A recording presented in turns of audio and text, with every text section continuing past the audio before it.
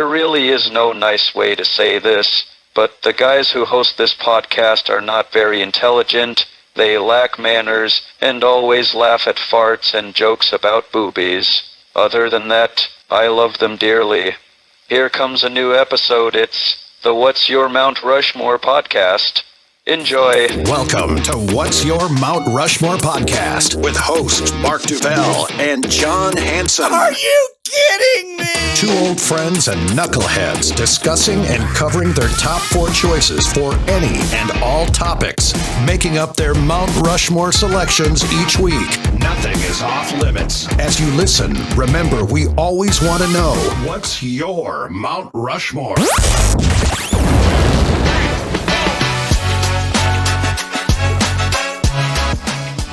The one constant through all the years, Ray, has been baseball. America has rolled by like an army of steamrollers. It's been erased like a blackboard, rebuilt and erased again. But baseball has marked the time. Hey there, folks. Welcome back to the ballpark. It's a beautiful day for the game of baseball. Let's play 2. What? Who was that? Who let that guy into our podcast room, man? Well, Anyway. There's drunks at every game, I guess. Well, welcome, all of you listeners and fellow baseball fans, I'm assuming, because you saw the name of the title. Welcome to our podcast. It's the What's Your Mount Rushmore podcast with one of your hosts here. I'm John Hanson. I am the other host. I am Mark Duvel, and this is going to be an episode. I hate to just be blunt and say it this way, but if you're not into baseball, I don't know if this episode will be for you. And if you're not into baseball, may God have mercy on your soul. Yes, absolutely. For crying out loud, it is America's pastime. It has been, and it will continue to be, at least through my lenses. And with the baseball season now upon us, we thought it was a great time, and we do try to be timely with our topics when it's relatable. That, you know what, why don't we dedicate an entire podcast episode to truly our love for the game of baseball? Because John and I are huge fans. Let's just discuss our Mount Rushmore of the actual reasons we love baseball. Yeah, and we've talked about, like you mentioned, we've talked about baseball in the past, so we've probably shared some thoughts on why we love baseball in the past. But here's the chance for us to really outline them and put them down on paper. And I'll be honest, this wasn't an easy list for me to make because there's like 50 reasons that I love baseball. I just had to cherry pick. There's not much I don't like about baseball. So to then filter to the very things that I love the most, it's a different way to approach it. Yeah, this is not specific. It's about the game. It's about the sport of baseball. When you mention people that don't like baseball, I have one of my picks.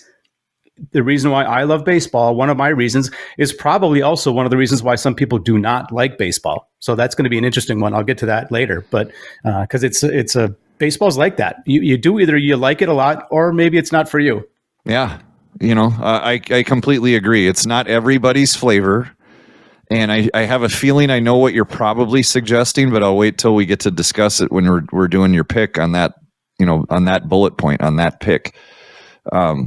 But if you don't mind, I'll get rolling just to kind of kick things off so people kind of understand what it is we're doing here and maybe the angle we're taking when we're talking about like reasons we love baseball. We're talking baseball, Klazuski, Campanella, talking baseball. The man and Bobby Fella, the Scooter, the Barber and the Nuke.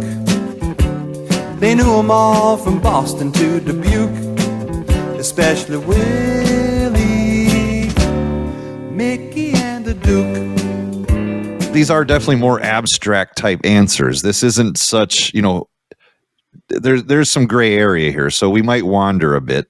But my first pick of why I love baseball, and this is how I titled it as my pick, the ballparks and the experience of going to a ballpark. I don't know, man. There's nothing better than, going to a major league ballpark on a beautiful spring or summer day, whether it's day or night, and just the uniqueness of each stadium. If you've had the privilege to, and been blessed to have visited other ballparks, Now, I know you have. I know I certainly have, where I make a point that usually every year I will get to at least one or two new ballparks. I just love that experience, the traditions that tie into going to a ballpark. The obvious present day element of capitalism has certainly put its hand into the experience of baseball, because it's no longer really a cheap experience. And as definitely a Minnesota Twins fan, because here we are, there's been several years. Some years I take off, some years I don't, where I am part of having season tickets, and I like going to a lot of games. But it's just the unfortunate reality now that you go to a game now and it's $12 to $15 for a cold beer. I'm old enough now where I respect the whole process, the evening of doing it, the event of it. Yeah. I don't need to go to a baseball game now just to get shit faced. And that's why it's fun. And usually now I'm there with my son. I don't need to be, shit wasted and yelling absurd, weird shit at the players and the umps just because I'm drinking. He hears you do that enough at home. I don't like that kind of talk. Yeah, he needs a break from it. So that's our safe place. Yes. But it's the old American tradition of going to a ballpark, and whether it is a cold Coca-Cola or a ice cold beer and having a bag of peanuts and just sitting there and chilling and watching a game. Mm-hmm. So I know that's kind of vague, but it is one of my reasons I love baseball. It's the experience of going to a ballpark, of being there on site at the game and witnessing it from the stands of an actual major league ballpark. I agree with that. And you mentioned, when I go to ball games, usually I'll have a beer. But one thing I will say about live sporting events, and this isn't necessarily exclusive to baseball, but the choices for food has become so much better than it was when I was a kid. Like when I was a kid, we'd go to a game at the Metrodome and you'd get a hot dog, maybe some popcorn, some peanuts, maybe something really exotic. You get one of those big pretzels with shitty cheese, Yeah. Nowadays, there's like gourmet food stands. They actually have decent craft beers. It's a better experience. Again, like you mentioned, you're going to pay for these things because they're not going to be cheap, but you can get like a really good food item at most major league ballparks and other sports too, for that matter. And I think it's kind of neat to do. And granted, I'll always be happy with a hot dog and a beer, but if I'm going there and I want to have a meal, I might look around. And if I see something like, I've never even seen that at a ballpark before, why not? I'm going to give that a try, whether it's something like a pulled pork thing or who knows what it could be. There's such a variety, and you're right. It does fall under the umbrella. It's there for a reason. It's to generate revenue, but it also does increase and help the fan experience if you're into it, because no one's forcing you to buy, a $18 hamburger from some like gourmet burger joint. No. But it's there if you want it. And I'll say this, my wife isn't necessarily a big sports person. She doesn't necessarily love baseball, but when we've gone to games before, one thing that she will like is to try some of the different foods. That's something that will kind of get her excited about going to a ball game, because she knows she can try these different interesting things to eat. So it's an elevated experience from when we were kids. I love the fact that it's the one sport that what is one of the just known highlights of going to a baseball game. There's always a chance you could end up with a baseball in your hand. Yeah. Oh yeah. Whether it's a foul ball, awesome, but a home run, even better. And quick story, because it's about a year old now, where my son's team, we went and played in a pre-spring tournament in Milwaukee last year. But the Friday night that we were there, we all as a team went to a Milwaukee Brewers game, and we sat in right field up in the bleachers as a team, and it's all of us parents, the kids, just having a good time. We got really lucky. It was a nice night. It's a really cool ballpark. And one of the kids on our team, his name's Rowan. He literally caught a 430-foot home run hit by Christian Yelich. Whoa! It was incredible. That's cool. It just landed right in the teeth of our group. Yeah. And he ended up with it, and it was so cool, man. I'm gonna put you on the spot though, just because we're on the topic of ballparks. What is the best or your favorite ballpark you've ever visited? Oh my God. I've been to the old school Yankee Stadium. Was awesome before they rebuilt it. I loved that stadium for the experience, the house that Ruth built, all that. Yeah. That was a very cool ballpark. You and I were together at Wrigley Field. I loved that experience. That was very cool. But I like those two for the history of them. I honestly, this is a homer pick. I really like Target Field. I think Target Field is a very well designed ballpark. I can't fault you there. I am biased. I've been to more games there than any stadium for that matter. Sure. Including the Metrodome.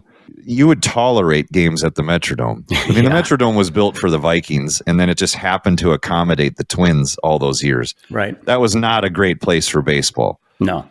Yeah, I'm not going to sit here and name all the ballparks I've been to. It is quite a bit. But if I had to pick my favorite, I probably do have to go with the old Yankee Stadium.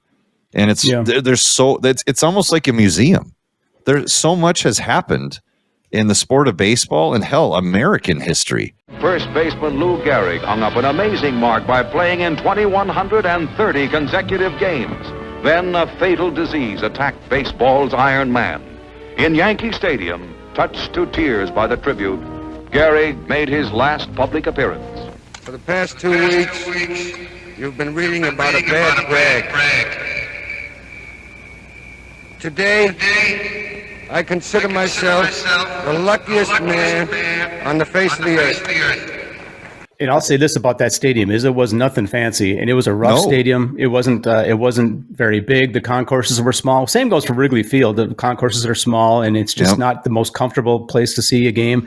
But once you're in the actual bowl of the stadium, not talking about the concourses or the small bathrooms or the long lines, once you're sitting there watching a game, those are two excellent places to watch a baseball game. And that's why I pray for this, that please don't take away Fenway and Wrigley. And hell, even throw Camden Yards into the mix. Just the Dodger Stadium.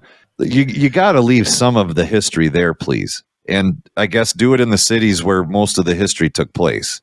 Yeah, I agree. I hope that never becomes a thing where you read a headline where they're like, unfortunately, this will be the last season at Fenway. It won't happen. The people that are in control of that stuff know what they have. Yeah, that'll always be there, I think. So that just to get us rolling. Sorry, I know we droned on there, but ballparks on the board.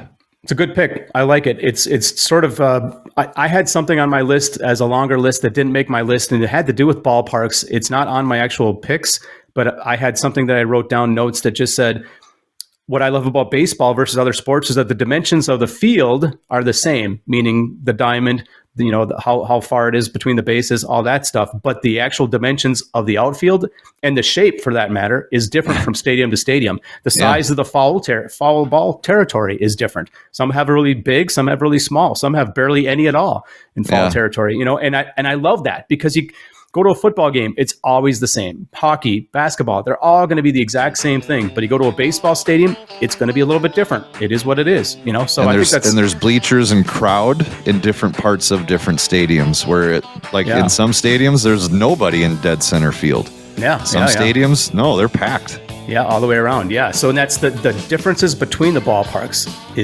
was something that it's not on my list. I'm just mentioning that because it was you talk about ballparks. Put me in, coach. I'm ready to play today. Look at me. I can be center field. The first thing I have on my list, though, officially is this is a simple. Again, you said these are abstract topics. This is definitely an abstract answer. It just represents summer to me, and it always has. To me, baseball is about the summer, and that goes back to my youth. Obviously, baseball begins in the spring, and there are some years where technically in Minnesota is beginning in the winter, it feels like, when they're actually playing real games, there's still snow on the ground. But as a rule, it's the boys of summer. It's a summer sport that we all sort of associate with the summer months. And for us, again, growing up in Minnesota, the summer was what it was all about. It's when we're out of school. It's when the weather is warm. You get these warm summer days. You get these warm summer nights. And you're hanging out with your buddies and your friends. And, and you're doing these things that you can only do in the summer because you either have school or the weather's just not cooperative in the winter. So you're doing these things that are really the epitome of being a kid, and you do them in the summer. And that's what baseball has always been to me. It represents that time of year. And, whether it's actually going to the games, whether it's playing baseball myself or watching baseball on TV, or maybe listening to a ball game when I'm in the garage, whatever it is, it's always summer. And that's just a positive thing for me. Now, all that being said, I do view summers a little bit differently right now than I used to because I live in Arizona, and you're on the doorsteps of hell. As we get into like April and May, believe me, I am not looking forward to summer, and I never am looking forward to summer in the spring here. It's tough. It's hot, but at the same time, it's still, I'm still a Minnesotan at heart. Summer is still something that's very close to me, and baseball has always been about summer. Again, the boys of summer. That's all you need to say. It's the season that we are programmed to look forward to the most, and baseball very much is part of that reason, at least for me. Yeah, especially like I said, tied to our childhood when you'd get out of school, and the summer was the best because you all of a sudden you were like on permanent vacation for 3 months. Yeah, you dust off your bike, you got freedom. Mm-hmm. And what cooler than meeting up with the neighborhood kids at the local park or in a cul-de-sac or in even someone's backyard, and you start playing baseball, and it's all tied to just activities you do in the summer. Hell, my son does that every summer.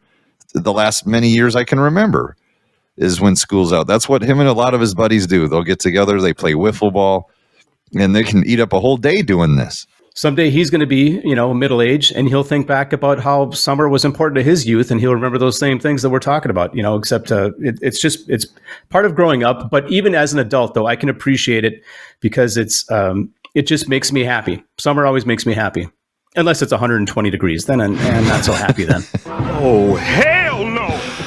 Yeah, I will never forget. It was before you moved to Arizona. Speaking of those summers there, we played a round of golf, and I believe it was around 110. And yeah, jeez, I love the pick though because you're right. It is a representation of an entire season, an entire part of a year that you look forward to.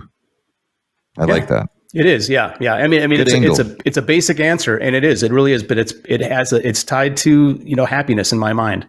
Well, my next pick, it really piggybacks my first pick, but I did want to separate them because that's how important they both are to me. I didn't want to just clump them in where one's just a bullet point under the other one.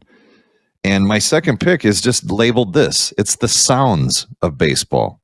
This is my opinion. Obviously, it's my list, my choice, my take. I think two of the coolest sounds that exist in all of sports, not just baseball, all of sports, the two coolest sounds is the crack of a bat and the snap of a catcher's mitt when it's just been a greased fastball that catches that perfect pocket of the mitt. Yeah. There's nothing that duplicates that sound, especially going back to the crack of a wooden bat at a ballpark. The way it sounds, the way it echoes, the way it stops everyone. Like, that's kind of the thing about baseball. You can be sitting in the stands and there's a lot of things going on. Some people are in conversations, but the minute that there's a big crack of the bat, you put everyone in the stands on pause and their focus will immediately go to the field. Yeah. Because they know, and there's certain sounds of certain hits that are special. Yeah. And I'm not going to just stop at that. This isn't just about the crack of a bat or a catcher's mitt snapping. It's everything about kind of going back to your experience of being at a ballpark. It is the vendors yelling, cold beer here, that whole thing. Sure. And just, get your hot dog, get this, the whole thing. It's that. It's listening to the PA announcer announcing every new batter and the walk-up music. Yep. The roar of a crowd when there's a deep fly ball in the gap. Hell, the organ. It's all part of, yes, this is kind of a two-part answer in one answer. It's still talking about the experience of a ballpark, but I really wanted to zone in on the sounds of the game of baseball. Well, you mentioned the crack of the bat in particular, and the reason why that stands out to me, like you said, everybody's focus gets to the field. Let's say you're sitting in the stands. Let's say you're focusing on your hot dog or your pretzel or your beer. But once you hear that crack, you immediately look up. Your head goes up because for one, if you're sitting anywhere where you might be in foul ball range, you better be looking up because it might be coming your way. Or hell, if you're even in the outfield, a home run could be coming your way too, like you mentioned earlier. But the point is, something is about to happen. One thing about ballparks. Kind of going back to that real quickly, I always was blown away by this because over the last several years, they've really ramped up the safety precautions to protect fans from balls. Oh yeah, the netting. Yeah. And, some of the new netting that kind of runs along, the foul lines, first and third base. Sure.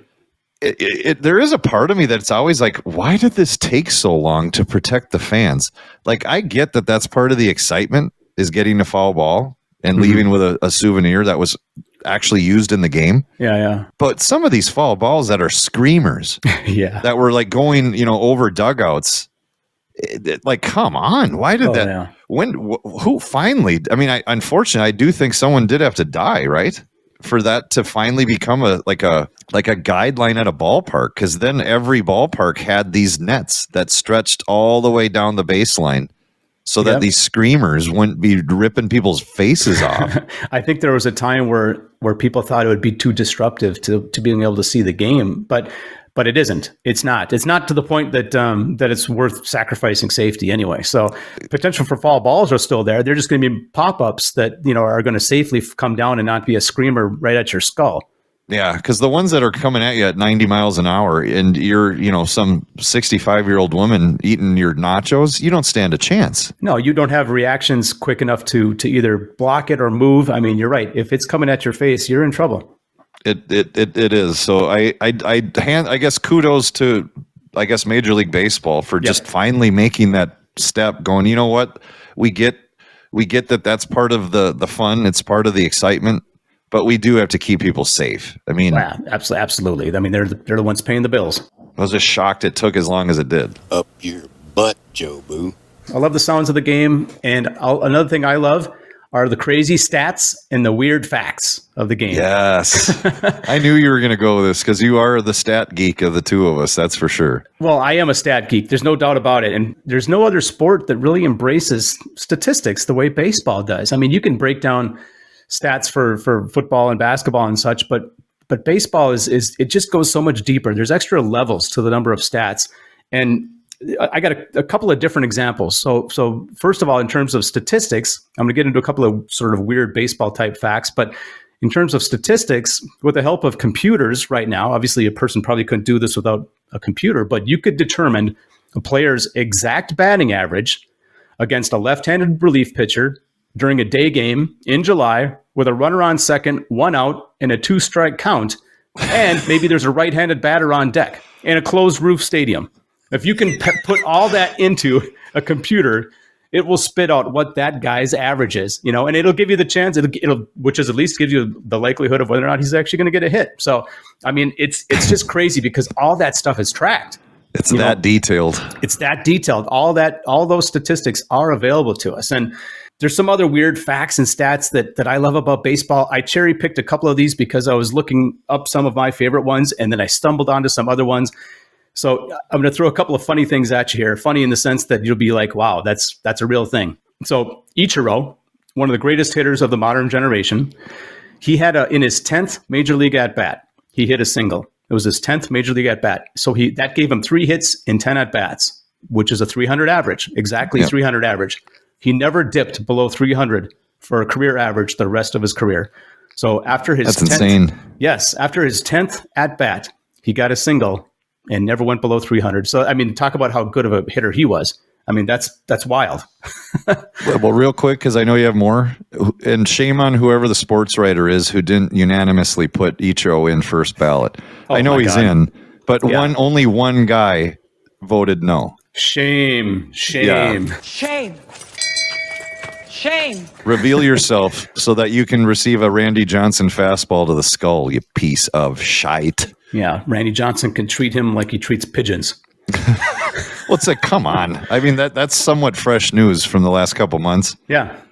And when that was out, like, they're still on the hunt for that guy. Like, he's not going to come forward because because he knows. Just like, what's your angle, buddy? Like, what have you been watching, and why are you voting? Why is someone like that even allowed to vote? It's asinine. Good God. Speaking of good hitters, another good average hitter was Tony Gwynn. So you're damn right. He was a lifetime 302 hitter. Oh, I'm sorry. That's with 2 strikes. He was a lifetime 302 hitter. Can you imagine that? On 2 strike counts, he still batted over 300 for his entire career. So basically, a position where the pitcher has the upper hand. Oh, you big don't time. against Tony Gwynn. Fundamentally, as a hitter, because yes, 300's 300, but to do that when you have 2 strikes in your count, That's mind blowing. He was something special. So wow. So I got more though. I'm not done. So Vin Scully, the legendary Dodgers broadcaster. Everybody knows Vin Scully. He just died, I think, a couple of years ago. It's time for Dodger baseball. Had a very, very long career. And so he called games for the Dodgers for such a long time. He called a game that was managed by the great Connie Mack. And he called a game that was pitched by Julio Urias. Urias? I think I'm pronouncing his name right. Yeah. Those two guys were born 134 years apart.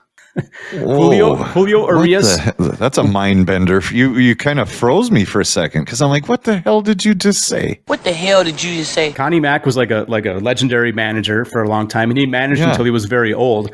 But he was born 134 years before Julio Urias, and Vin Scully called games that were participated in by both of those two guys. Again, only in the game of baseball do you hear stuff like that. Yeah. Here's another one only in the game of baseball. Jeez. Barry Bonds, Mark McGwire, and Roger Maris are the 3 guys who most recently led the league in season home runs, right? So the current leader is Bonds. Before that, it was McGwire. And before that, it was Roger Maris. All 3 of those guys faced Nolan Ryan. Not one of them ever got an extra base hit off of him, let alone a home run. Wow, I did not know that. So Nolan Ryan owned all 3 of them in his career. Well, Nolan Ryan is, he's one of the messiahs of this game. Yeah, and I got one last one, also involving Nolan Ryan. Speaking of him, he made his debut in 1966. Nolan Ryan did. He pitched a long time, as we know. So he pitched against Ernie Banks, Willie Mays, and Roger Maris, right? Some old school guys. DJ LeMahieu plays for the Yankees, 36 years old, still plays at a high level. So what do DJ and Nolan Ryan have in common? They both were at one time teammates of Jamie Moyer. I think I heard that once. Did you? Because, Moyer was in the game for a hell of a long time himself. He pitched well into his 40s. So, so a guy who's still playing today, still a starter today, was teammates with somebody who was teammates with a guy who pitched to Willie Mays, Ernie Banks, and Roger Maris. The time frame, the slide scale of all of that is mind-blowing. I hope people are following it, because I know it's not easy to follow what I'm saying. But it's because you got a couple of guys with Jamie Moyer and Nolan Ryan that pitched a long time. But crazy. Anyway, so there's a million of those, and I just pulled a couple out of my ass. So there you go. Reason I love baseball is stats and weird facts. Well, and just going back to that, like keeping it just right there in that lane, stats and facts. And stats is such a backbone to the game of baseball. It's built around stats, and I get it. Every sport has and keeps stats. We all know this, but I don't know if they're as important as they are in baseball. I know that, if you're a hardcore hockey guy, I know, like, you got Ovechkin right now chasing down Gretzky's, career goals. Yeah, and that is a big deal. I never thought I'd see that broken. Yeah. But in baseball, it really, like I said, I use that word and I use it strategically. It is the backbone of the game. I think we did an episode last year where we did our Mount Rushmore of baseball movies. And I remember making a comment, and you and I kind of discussed it a little into depth. We don't need to, but I do believe it's the one sport that just has that romance element to it. It's the nuances. It's the intangible things of baseball. Yep. That make it incredible. What is that which gives me joy? Games. Music. Baseball.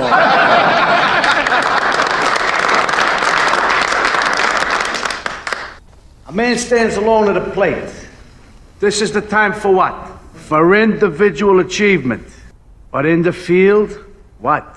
Part of a team. Teamwork. Bats himself the livelong day. Babe Ruth, Ty Cobb, and so on. To keep, we're in about the 6th inning right now of our picks. So my next one is probably the most personal one to me.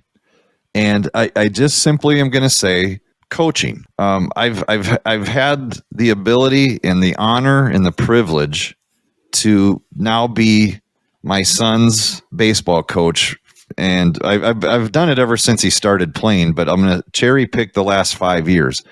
And the last 5 years is the years that we've been playing traveling baseball, and then weaving in and out of playing club baseball. And then we even formed our own club, which is very competitive, and they're very legit. But the fact that I've been able to share this experience with my son and watch him and his friends and his teammates grow and develop over the years, and to now reach a point where they are legitimately a great baseball team and are true. They are competitive, and they are like on a mission, and they all now believe. Yep. And it's been a work in progress. And yeah, it didn't happen overnight, but we're there now. And I've had the luxury of having front row seats, to be the head coach of his team. And I'm surrounded by unbelievable coaches that help me. And a lot of them they're far more knowledgeable about the game of baseball than me. And I'll be the first to admit that.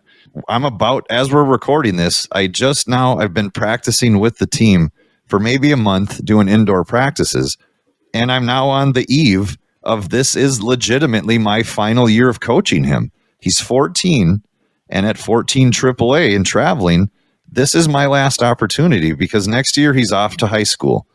And then you try out, and it's a completely different, it's a different game. It's a different animal. Yeah. And I'm looking forward to that, but I also am dreading it. It's going to be amazing to see him, if that's what he chooses to do, is to continue to play and really pursue a high school baseball career along with playing club ball. Now, my son has and does play other sports. And guess what? I've never coached, not even as an assistant. I'll help if needed in a pinch, do a score book or a score sheet or whatever. But I stayed in my lane, and I knew when it came to baseball, I had to just simply be all in. It was my first love. It's my last chance to, not that this is about me, but I get to relive it in a weird way through his lenses, but I still have a role. You're still involved. You're the coach. And I'll end it with this. The other thing I'm incredibly grateful for, though, is the people that baseball has brought into my life. And that is his friends, his teammates, and then the other families, the other parents of the kids on these teams. They've now become some of my closest friends. It's a remarkable thing to be a part of. And I'm talking about the kids, I'm talking about the parents, and just the atmosphere that a game like baseball has created. And in this case, it was baseball. For my son and for my family, my wife and I, we've made some of our closest friends because of baseball. Sorry for the long rant, but I can't really hide it. I'm very passionate about it, and I am very all in.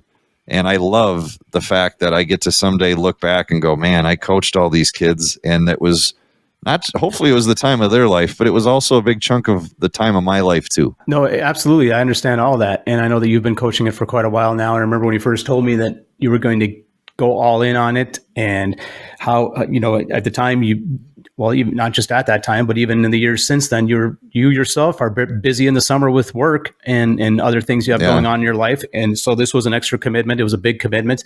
And I'm sure there have been times over the last number of years where it's been a little much, everything you've had to do, but you've stuck it out, and you've done it all the way through here, like you say, to the very end with this last season now about to begin. And you'll give everything you had to those kids, not just Sonny, but the rest of the team too. And I'm sure all the parents can appreciate that and are going to be sad to some extent to have that whole thing come to an end. Do you know if any of the kids are planning to play in high school, or do they all want to play in high school? I got to imagine damn near all, if not all.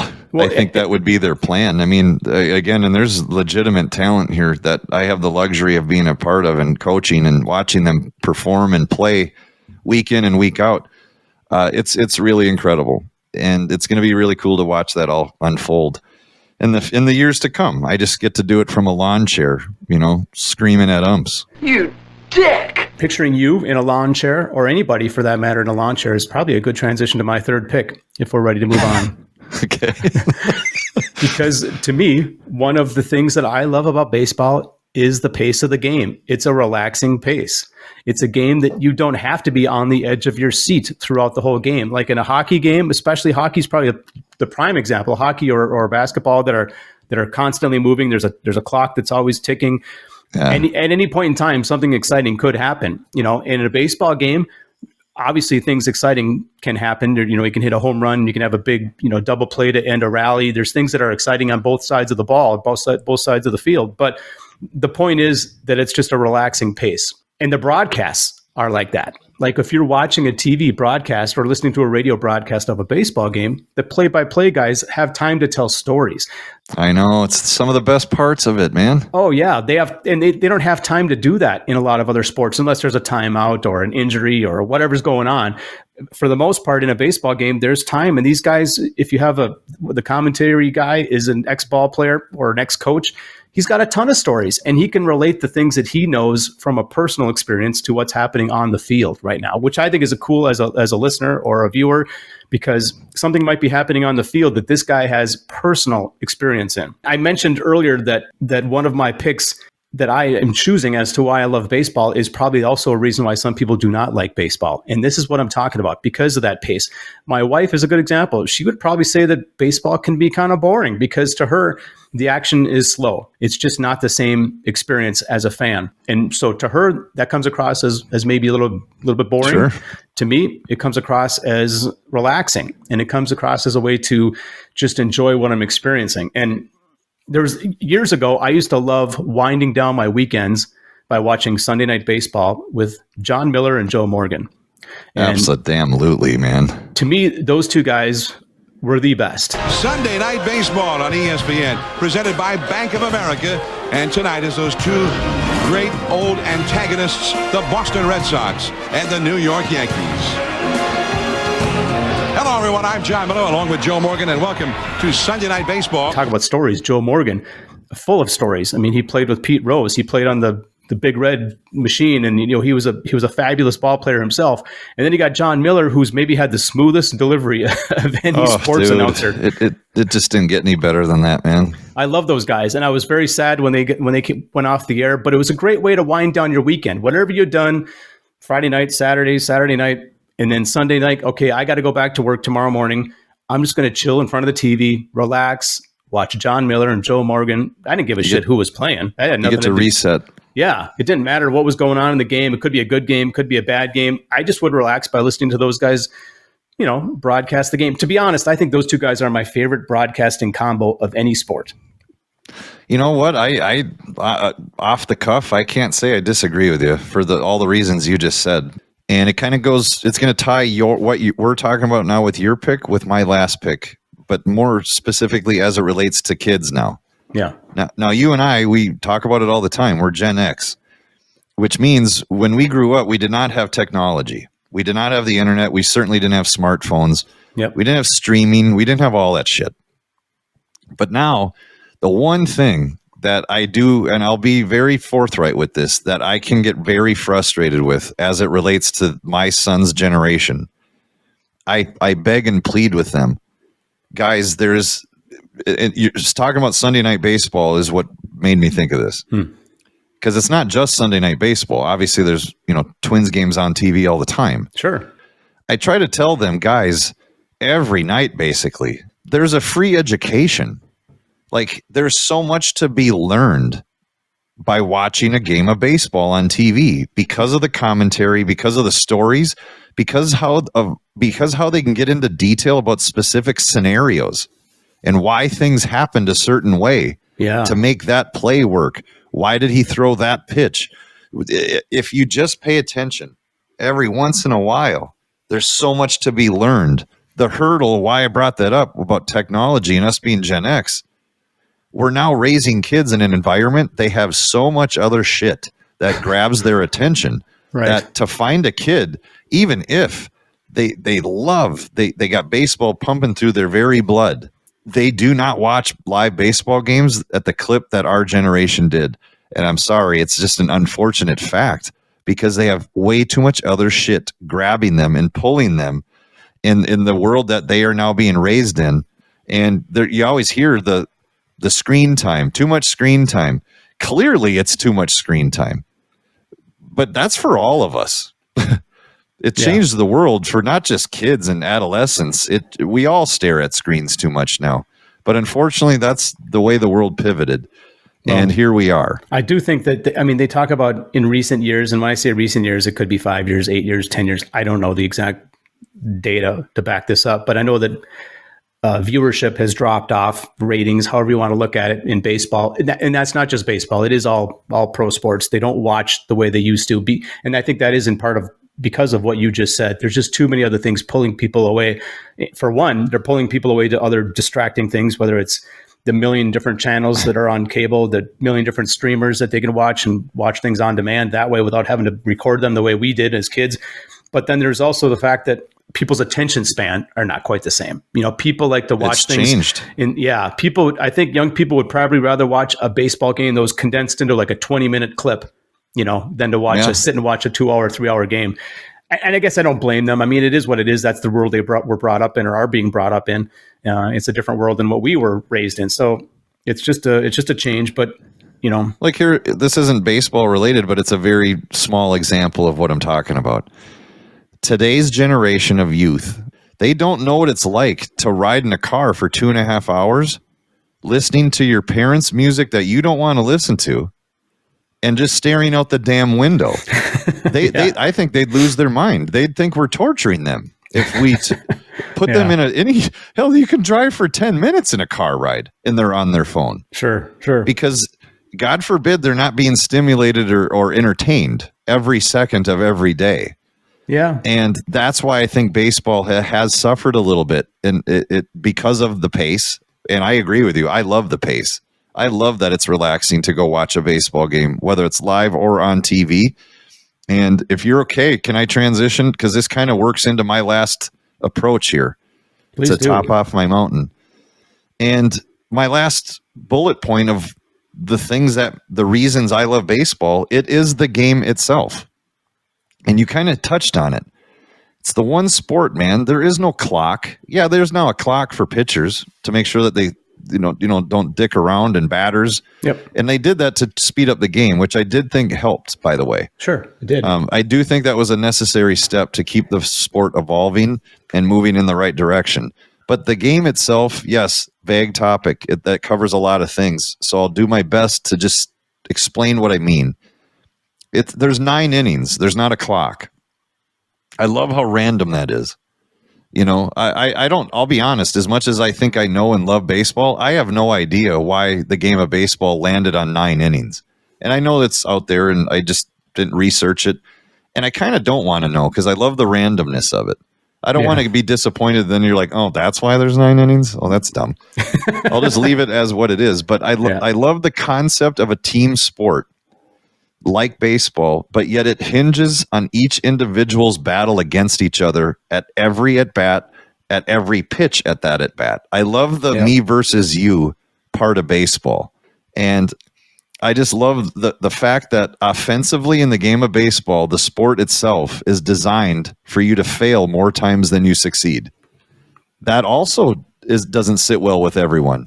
It's why some kids do leave baseball. And they have that right. I mean, everyone has the right to you do what you want to do. But it's not an easy thing to sell to young kids. That it's the oldest thing to say to a kid at all. I mean, you can have 10 at-bats, and 7 of those times you'll fail where you succeeded 3 times, and that's going to make you good. Yep. Failing 7 out of 10 times at something, and yet you're still deemed good. Yeah. You're a Hall of Famer. Yeah. And I get it. That's not going to be for everybody because it does. That the psyche of baseball is demoralizing if you allow it to be, because you fail more than you succeed. It's a weird sport that way. Well, put it this way, then, if you get a kid or anybody who doesn't like the idea of failing 7 out of 10 times or more than 7 out of 10 times, then teach them how to be a pitcher because then they can succeed 7 out of 10 times. Yeah. Well, perfect. Again, this is a little footnote of what I wanted to talk about too, as it relates to the game itself. Now I did grow up playing and my career ended really early because I hurt myself with my arm and it was a different time, different precautions were not taken back then. But in my opinion, there is no cooler position in all of sports than to be a pitcher. It's the ultimate position for someone who's a control freak. Give me ball. You want ball? know he hadn't done very well against this guy, but I got a hunch he's due. Good job.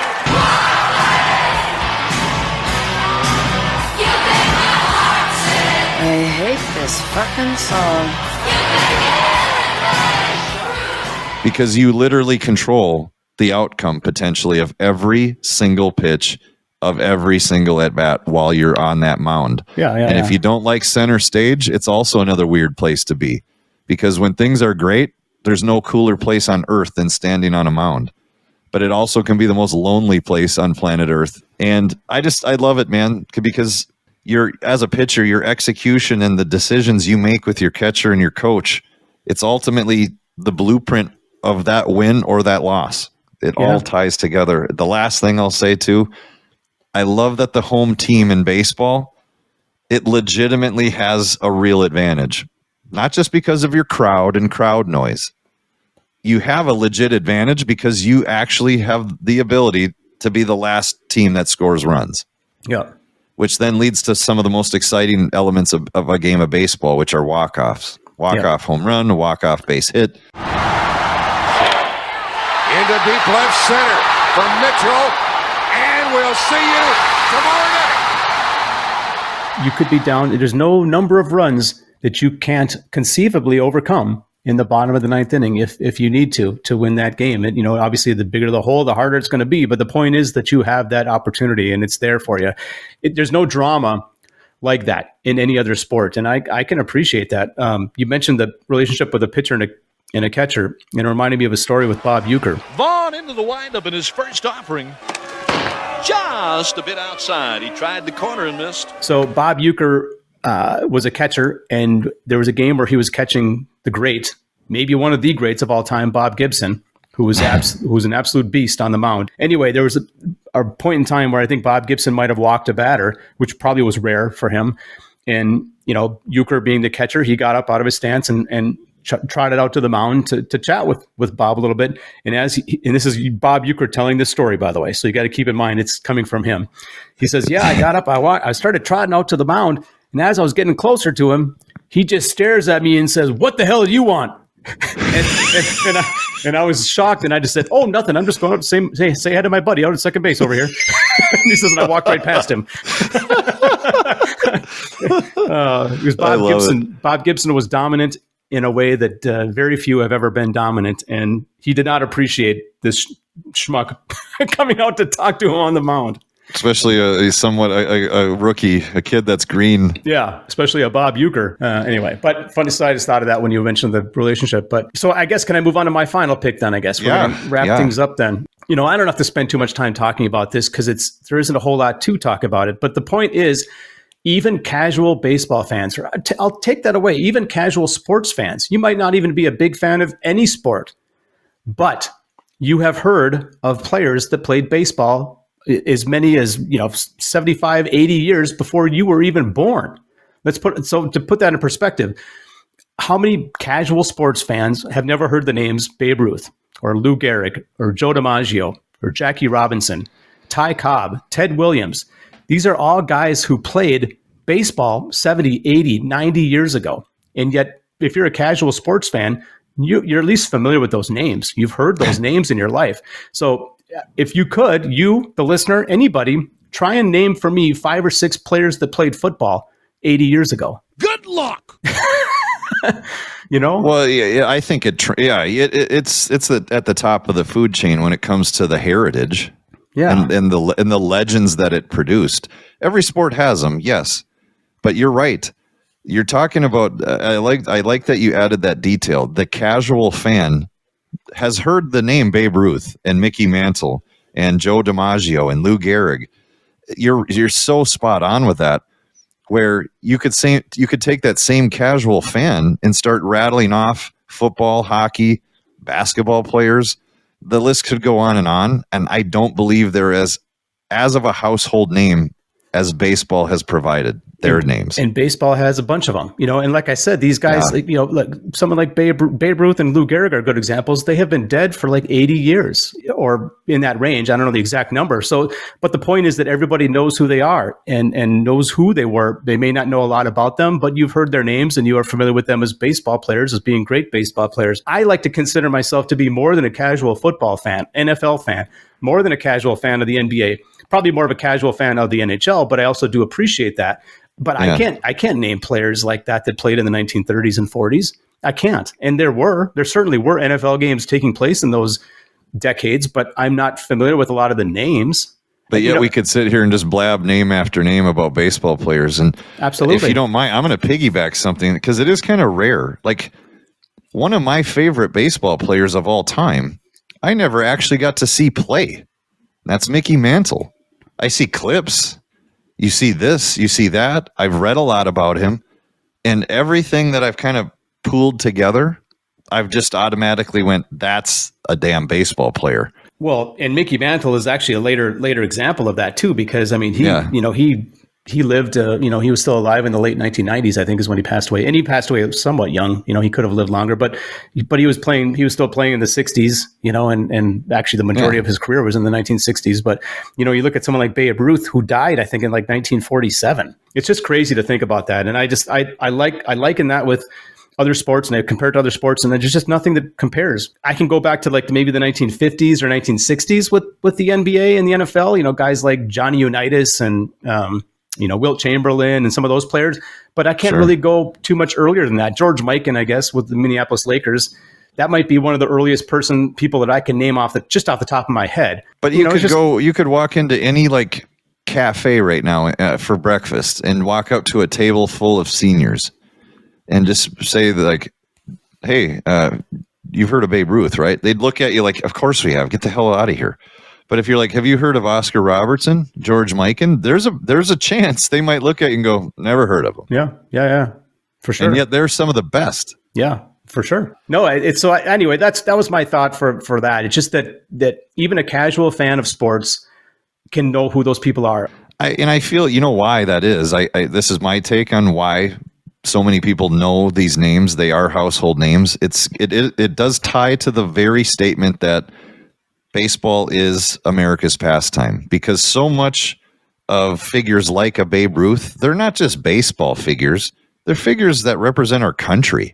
They're part of American history, not just baseball history.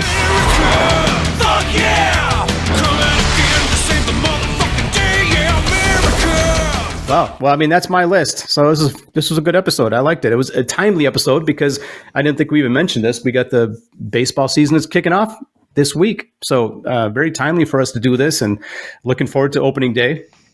And I think what I'm also hoping too, that, for the regular listener who checks us out, week to week and episode by episode, and some topics are going to be more your flavor than others. We get it, because hell, that even applies to us.